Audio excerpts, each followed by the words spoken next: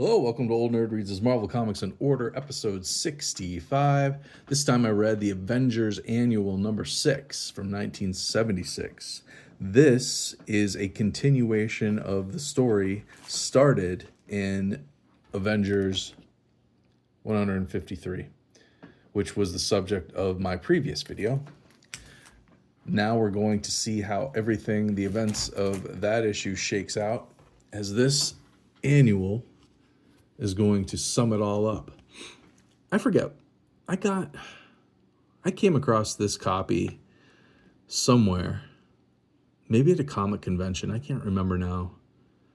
But I think I got it like dirt cheap, and it's in fantastic shape for being 48 years old. A little bit of spine roll going on, but the color's nice and bright. It's glossy still. The back isn't really stained much. It's mostly white. It's got a little bit of a ding there in the corner. The pages, fairly white, off-white, I'd say. Really good shape.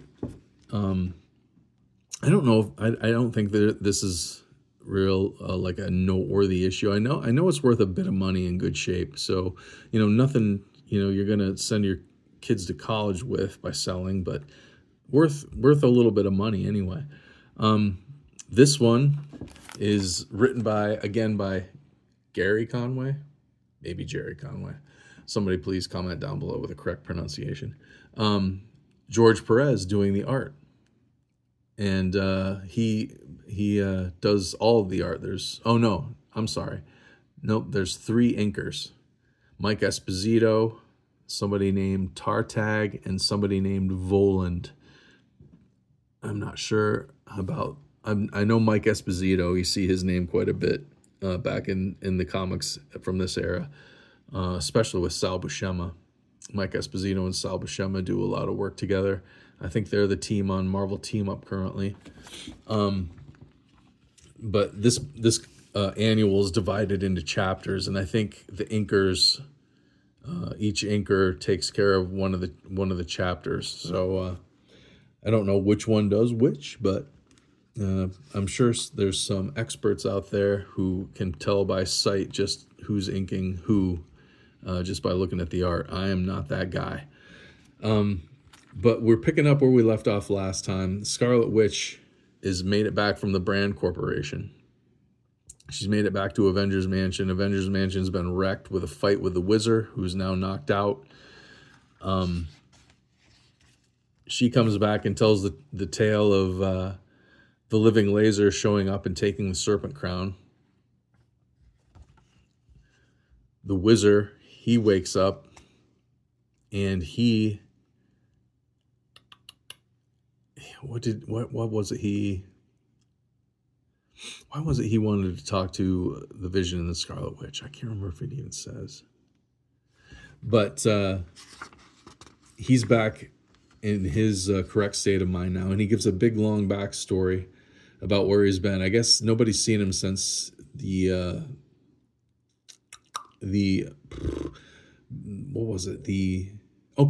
so the last time that the Whizzer was seen prior to Avengers 153 was in Fantastic Four number 150, maybe, where Quicksilver married Crystal of the Inhumans. And I guess the Whizzer kind of ducked out at that point, and nobody'd seen him since. And he's going to give a recap of what he's been here in a few pages. But the team kind of divides up. Captain America and Iron Man want to figure out where the Serpent Crown went, and they've, using some SHIELD technology, track it to California. So they hop in a Quinjet and they head to California. Now we get some backstory from the Whizzer. He talks about his son, who became Nuklo. The Whizzer kind of went on a pity party drinking binge, ended up in recovery. He hit rock bottom, being an alcoholic for a while, and once he hit rock bottom and ended up in this convalescent home, he decided he's got to turn his life around, and he wanted to save his son Nuklo, and that's what he does. He starts a mission to save him.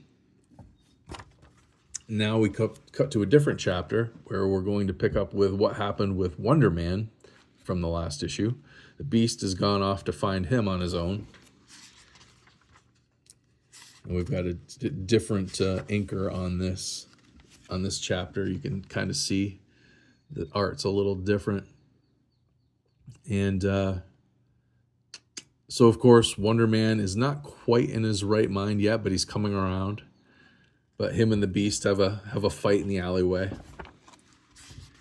And the Beast is able to defeat him and carry his unconscious body back to Avengers Mansion. And we jump to the next chapter with Iron Man and Captain America arriving in Los Angeles to where the Serpent Crown is located. And we see that the military is there defending this estate. So Cap and Iron Man have to fight the army. Oh, this is cool. Halloween masks. Got like the Universal monsters down there. I'm pretty sure that I had that Hulk mask and outfit when I was really little. I think there's pictures of me in some family photo albums wearing that, I think.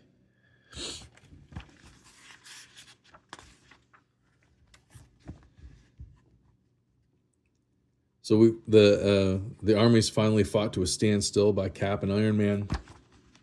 But then the Living Laser shows up wearing the Serpent Crown. He's working with the army. And they've got Nuklo captured. And they're going to use him to take over the country. But then the rest of the Avengers show up. Wonder Man is now back in his correct state of mind, and he's helping the Avengers. Big fight ensues. Here's the advertisement this month for all the annuals. Here's the Avengers annual. There's a Thor annual, a Defenders annual #1, and a Luke Cage Power Man annual #1. But the bad guys decide to release Nuklo. And of course, he's nuclear powered and he's going to blow everything sky high if they give him a chance. So they've got to stop Nuklo.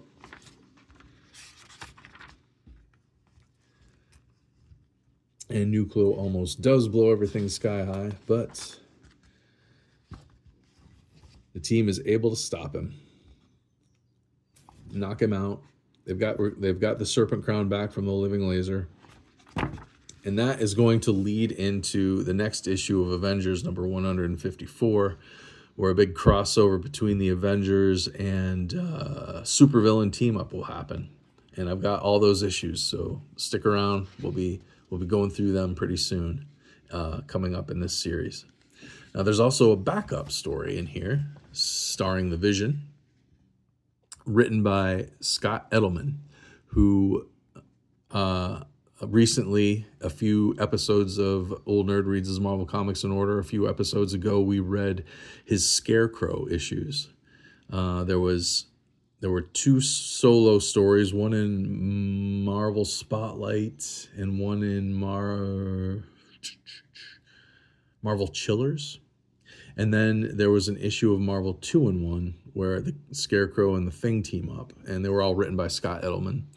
And this story is written by him as well. I wasn't real impressed with Scott Edelman's storytelling ability in those other Scarecrow issues. And I mean, this one is okay. I'm not really sure what the point of this story is. The Vision's just kind of like wandering around New York City because he's upset about his relationship with the Scarlet Witch, I guess. I don't even know. Maybe if I had been reading more of the Avengers back at this time, I'd know more, but this just doesn't kind of make much sense to me. But he's passing through the ground because he's able to alter his molecules so he can either be super dense or more like a ghost, and he can pass through things. And he's passed through the ground. He comes up and he comes up right in front of this milk truck and makes himself solid, and the milk truck smashes against it, and the guy falls out. And he's mad at him because he just appeared out of nowhere and smashed his way of life, smashed his milk truck. And the Vision's just like, what? You're okay. Don't worry about it. The cops show up. It's kind of hard to tell whose side they're on. They're mad at the milk truck guy for being mad that he's just had his way of making a living taken away from him. They're mad at the Vision for doing it. It doesn't make much sense. But in the meantime, here's our villain, our real villain of the piece, the Whirlwind. Is that his name?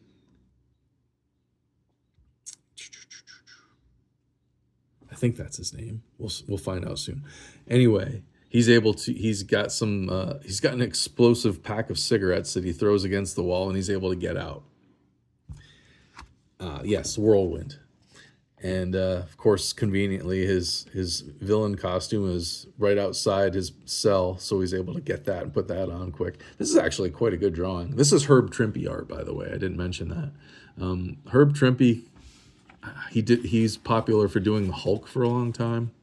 He drew the Hulk for quite a while back in the 70s. I don't care for his artwork too much. He doesn't do bad with the story, I don't think. Like I like that drawing of the Whirlwind. That looks great. The Whirlwind's design is kind of weird, but at the same time, I like it. I don't know the Whirlwind is not real popular. I remember him from my Marvel Index to the Marvel Universe set. I remember him being in an issue that I had, and I thought his design was really cool, but you never really see him hardly in anything. He's not a very noteworthy Marvel villain anyway. And anyway, a fight ensues. The Vision just happens to be at the police station because of the havoc he caused with the milk truck, and he's able to defeat the Whirlwind. Whirlwind has to go back in jail. Truck driver's still mad. Vision just says, whatever, call Tony Stark, he'll replace your milk truck, see ya, and takes off. It's kind of a weird story, but interesting nonetheless. So anyway, that's Avengers Annual number 6 from 1976. It wraps up the story begun in Avengers number 153. So if anybody has any insight into this issue or wants to correct anything I got wrong while I was rambling my way through it, please comment it down below. And like I said, Old Nerd Reads his Marvel Comics in Order is an ongoing series. I'm just getting started. I've got a lot more of my comics that I'm reading in publishing date order and making videos of each issue. So stick around for more if you like it. I appreciate you watching. Please like, share, and subscribe, and I'll see you next time.